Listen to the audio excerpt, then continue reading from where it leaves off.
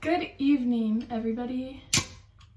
Welcome to my senior project online because I procrastinated.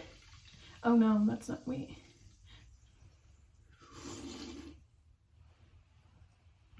And I'm quarantined. Okay. So for my presentation, I did a internship at Upper Valley Child Advocacy Center. I'm trying to make it so you can see this. Hopefully that works. All right, so these are, oh, you can't really see it. I'm sending you my PowerPoint, so you'll be able to see it on there. But so my statistics, they just say 1 in every 10 children experience child abuse before their 18th birthday. Every 8 minutes, Child Protective Services sustains or finds evidence for a claim of child sexual abuse. 93% of perpetrators are known to the victim. The effects of child sexual abuse can be long-lasting and affect the victim's mental health. Victims are more likely than non-victims to experience the following mental health changes. They're about 4 times more likely to develop symptoms of drug abuse and experience PTSD as adults, and about 3 times more likely to experience major depressive episodes as adults. So these are just, again, general statistics. You can find a lot more statistics. There's a lot more to it. There's a lot more details. These are just some statistics that are included on the UVCAC's website, which I also included at the end of my PowerPoint, so you can go look at their website, and if you feel a need to look up more statistics, because this is just to bring like a broad awareness to it, but there's really a lot more that isn't covered in just those statistics. So my next slide, what is Upper Valley Child Advocacy Center? So Upper Valley Child Advocacy Center is a nonprofit organization that aims to help children in any situations of abuse, from verbal, physical to sexual abuse. Upper Valley Child Advocacy Center specializes in forensic interviewing and, of course, the children and family advocacy. They follow the nation's best practices, and they're certified like in national trainings and statewide trainings, and they have done training statewide just to make sure that other child advocacy centers who are doing forensic interviewing or who have the family and child advocates are getting the proper training and they're doing things the way things need to be done. So yes. This slide is what my internship consisted of. My internship consisted of helping with multiple fundraisers, and which include, like, every year they do it's called Dodge for a Cause. I helped with it last year. This year we unfortunately had to cancel it because of COVID-19. But Dodge with a Cause is a fundraiser because, again, Upper Valley Child Advocacy Center is a nonprofit, so the fundraisers and grants are really where they get their money from. And so Dodge with a Cause is just this fun little dodgeball tournament. A lot of cops participate in it. So we have like Fremont County, Bonneville County, Jefferson County. Last year our school counselors actually participated in it. Just whoever wants to participate. It's super fun dodgeball tournament. We also have BACA, Bikers Against Child Abuse. They come and they have a team every year. BACA is super, they're some of the kindest people ever, and they're super amazing. And it's super, we're up at Upper Valley Child Advocacy Center. We work with them a lot just because they help make the children feel safe when they are in those situations. My internship also consisted of when Upper Valley moved buildings. They were originally up in Rexburg, and they got a building up at down here at Teton West. And so when we moved the buildings, then I helped set up everything. There's pictures of the things that I set up, but we have this huge storage unit, or not unit, but storage closet, where all the donations, so like blankets and clothes and hygiene products and stuffed animals, pillows, really anything you can think of that kids need and might not have, that we don't have room for downstairs or in the offices, is in that storage closet. And I helped set all of that up and get it all in there. And we have a kitchen because a lot of the kids, when they come, they're hungry, they haven't had any food, or they didn't have access to food. So we get a lot of food donations there. So I sorted through all the donations and I organized all the foods and put all the drinks in the fridge and filled, the cupboards were disgusting. So I had to like put this, I don't know what it is. It's like wallpaper, but it's for cupboards. I put that in there.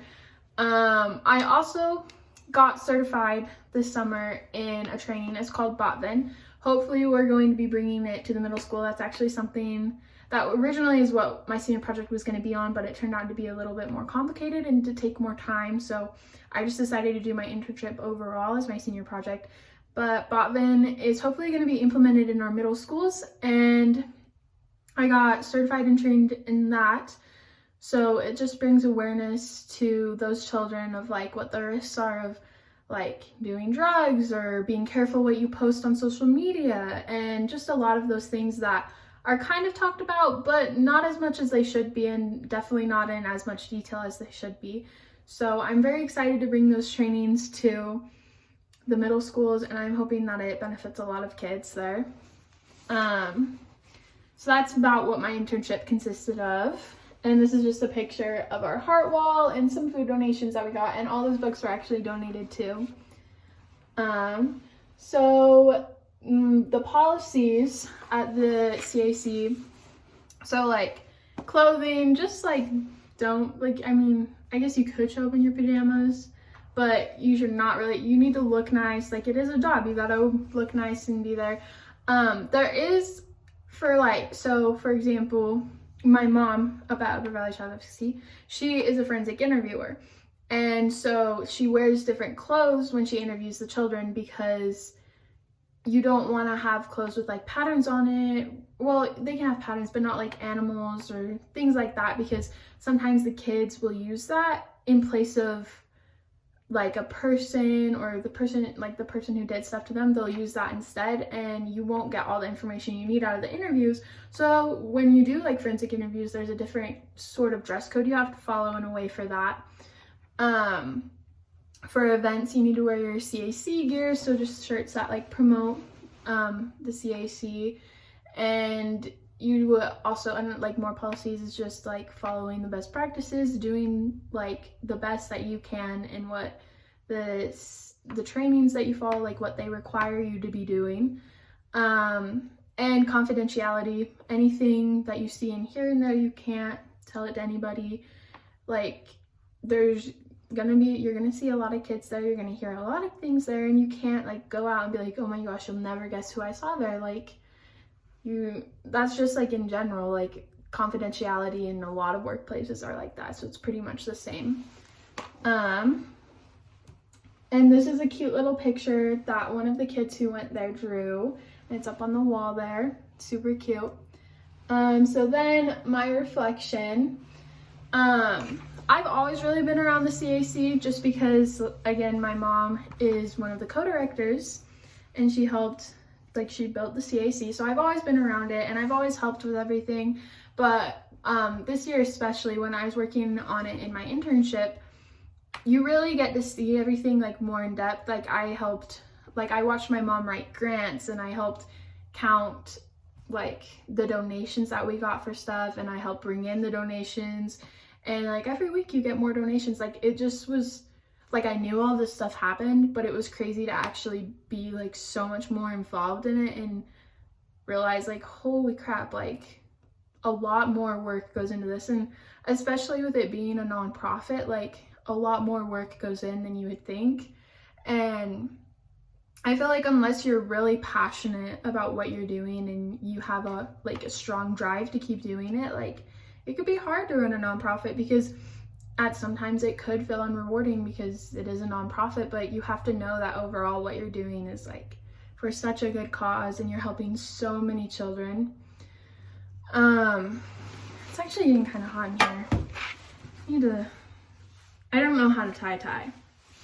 Otherwise it would have looked better. Hold on, give me a second. I'll be right back. Don't go anywhere.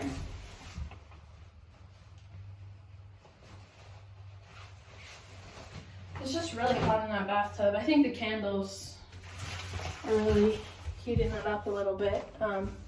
Anyways, now that we're, you know, back in the bathtub, where was I? Oh, my reflection. It just like really is like a lot of work goes put into it, and I think a lot of nonprofits, especially the child advocacy centers, they don't get enough credit as they should be getting. Like, they help thousands of kids, thousands of families, like all around, and the things that those kids go through are so horrible, and everybody always is like, oh my gosh, like this is so horrible, I can't believe somebody would ever do this to a child. But then they don't give credit to the people who help put those horrible people in jail and get those kids, like, help those kids get their lives back. Like, those people took something from them and hurt them in so many ways that a lot of people can't even imagine.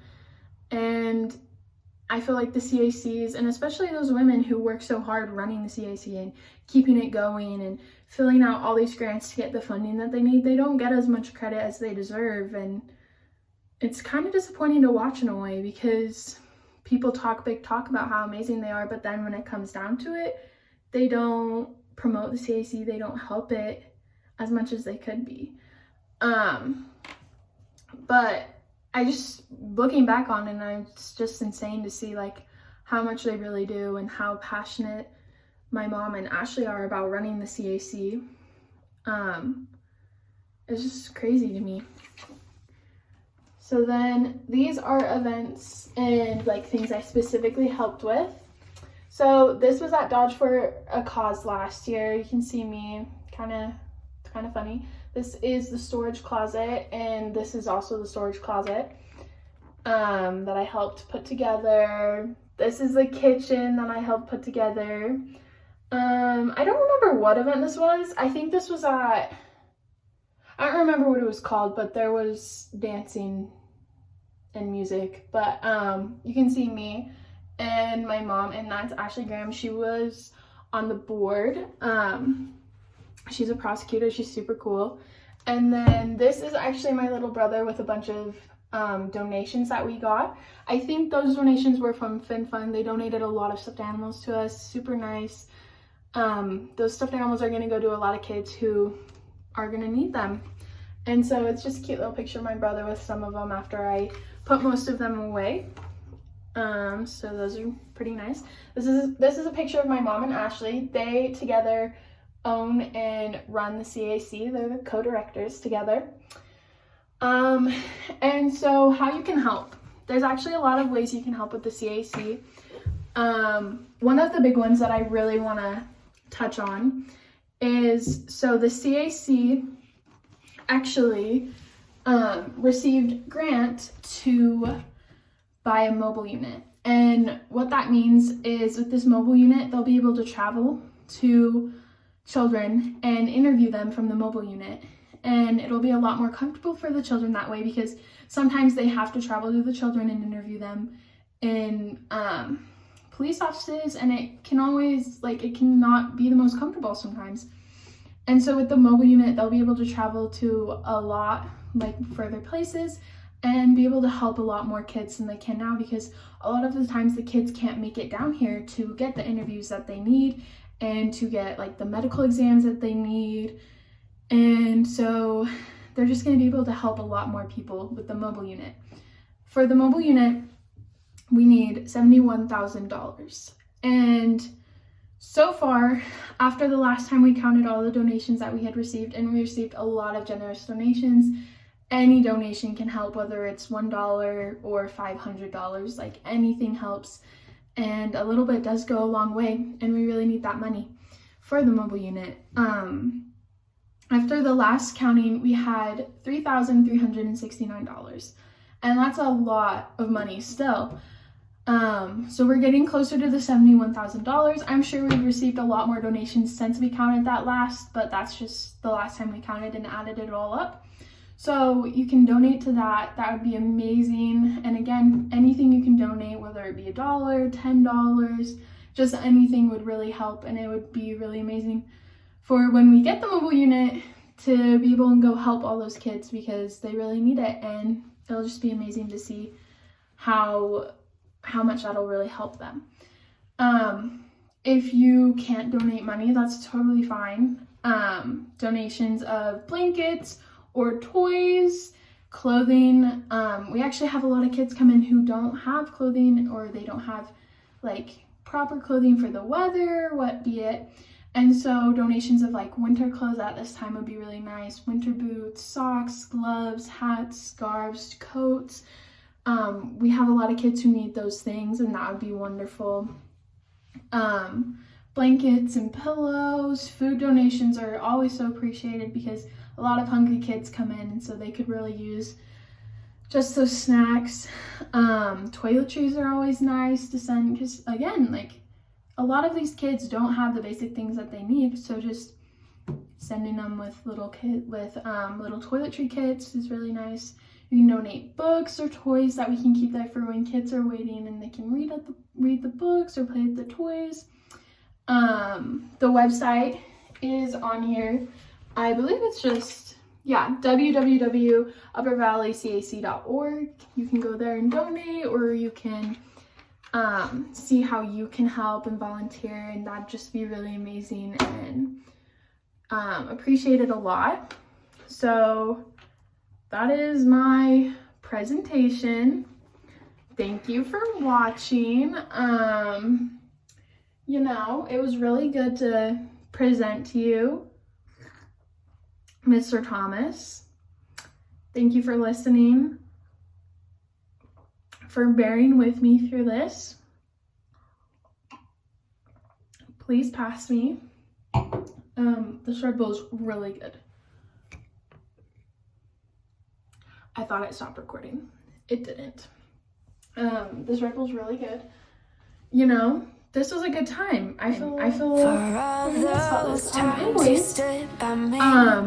before I say goodbye and end this, I just wanted to show this picture of what hopefully you passing my presentation will lead to. This is a nice, I photoshopped this myself. I spent a lot of hours of work into this. You know, you can't even tell it's photoshopped. This is a nice picture.